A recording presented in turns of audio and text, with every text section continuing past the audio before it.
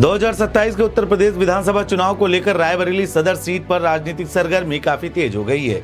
BJP से मौजूदा विधायक अदिति सिंह एक बार फिर से मैदान में उतर सकती हैं, जबकि समाजवादी पार्टी की तरफ से आरपी यादव मजबूत दावेदार माने जा रहे हैं। 2022 के विधानसभा चुनाव में अदिति सिंह ने सपा प्रत्याशी आरपी यादव को करीब 7,000 वोटों से हराया था, लेकिन 2024 के लोकसभा चुनाव में कांग्रेस नेता राहुल गांधी की रायबरेली से बड़ी जीत के बाद यहाँ के राजनीतिक समीकरण बदलते हुए नजर आ रहे हैं। जमीनी माहौल, जातीय समीकरण और जनता की नब्ज क्या कहती है, एशियन न्यूज के खास प्रोग्राम आपका विधायक में देखिए हमारे साथ। मैं हूं नितेश चांडिले और आप सभी मुझे देख रहे हैं एशियन न्यूज पर। रायबरेली सदर सीट को कभी कांग्रेस का अभेद किला माना जाता था, लेकिन वर्ष 2022 विधानसभा चुनाव में बीजेपी ने यहाँ बड़ी सेंध लगाई और अदिति सिंह ने कमल खिलाकर नया राजनीतिक इतिहास रच दिया।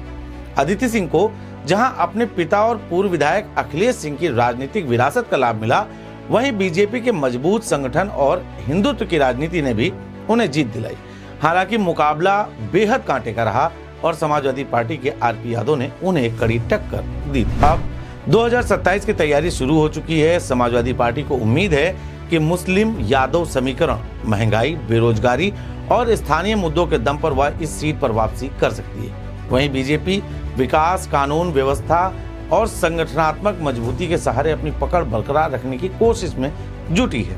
राजनीतिक जानकारों की माने तो इस बार कांग्रेस की भूमिका भी बेहद अहम रहने वाली है, क्योंकि राहुल गांधी की लोकसभा जीत के बाद कांग्रेस का पारंपरिक वोट बैंक फिर से सक्रिय होता हुआ दिखाई पड़ रहा है। देखिए, जो सदर विधानसभा का मामला है, यहाँ पर जो वर्तमान एमएलए हैं इनको सिरे से जनता खारिज कर चुकी है, क्योंकि इन्होंने पिछले 5 साल में लगभग 5 साल बीत रहे हैं, कोई कार्य नहीं किया।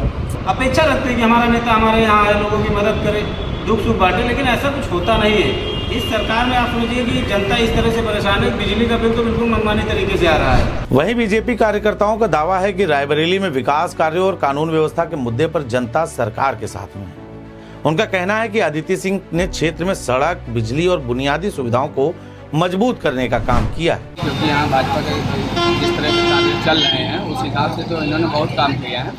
रायबरेली जिले के ही देख लीजिए विकास, अभी नई सड़कों का विकास होने शुरू हुआ है। जेल रोड वाली सड़क विकास हो गई है, सिविल लाइन हो गया है, रतापुर हो गया है। आगे चल करके इनको ही हम लोगों की तरफ से है। बिल्कुल उचित मारेंगे। भारतीय जनता पार्टी जिसको हमारी जो सदर की विधायिका है, उन्होंने जो इस पंचवर्षीय में काम किया है वो सराहनीय काम है। रायबरेली की सड़कें आप उठा के देख लीजिए, जो नगर पालिका के द्वारा गड़बड़ करी गई हैं उनको भी नगर पालिका अध्यक्ष विपक्ष के होने के बावजूद सदर विधायिका द्वारा बराबर किया।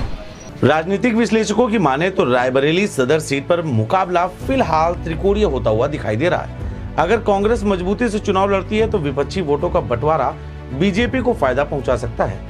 वहीं अगर विपक्षी एकजुटता बनी रही तो मुकाबला बेहद रोचक हो जाएगा। अभी रिपीट करने का किसी का कोई चांस नहीं है, क्योंकि अदिति सिंह को भी जो है अभी नेतृत्व का जो उनका करता है, थोड़ा से उनकी नाकामी कहें या लापरवाही कहें, अभी उनको इसमें सुधार की आवश्यकता है। और इस बार जो है कांटे की टक्कर होगी। ये सदर विधानसभा है, क्योंकि और भी कई नए प्रत्याशी इसमें जुड़ने वाले हैं। अगर मौजूदा राजनीतिक माहौल की बात करें तो बीजेपी संगठन और सत्ता के दम पर मजबूत दिखाई देती है, जबकि समाजवादी पार्टी का जमीनी नेटवर्क और जातीय समीकरण उसे बराबरी की टक्कर दे रहे हैं। कांग्रेस की स्थिति फिलहाल निर्णायक भूमिका वाली मानी जा रही है। स्थानीय स्तर पर किए गए बातचीत और राजनीतिक चर्चाओं में मुकाबला बेहद करीबी माना जा रहा है। फिलहाल रायबरेली सदर सीट पर सियासी लड़ाई काफी दिलचस्प मोड़ पर पहुंच चुकी है। बीजेपी अपनी सीट बचाने की चुनौती से जूझ रही है, तो वहीं समाजवादी पार्टी वापसी की उम्मीद लगाए है। कांग्रेस की रणनीति भी चुनावी तस्वीर बदल सकती है। अब देखना होगा कि 2027 में रायबरेली की जनता आखिर किस पर भरोसा करती है। अपनी राय हमें हमारे कमेंट बॉक्स में जरूर दें कि इस बार 2027 के चुनाव में बीजेपी जीतेगी या सपा जीतेगी।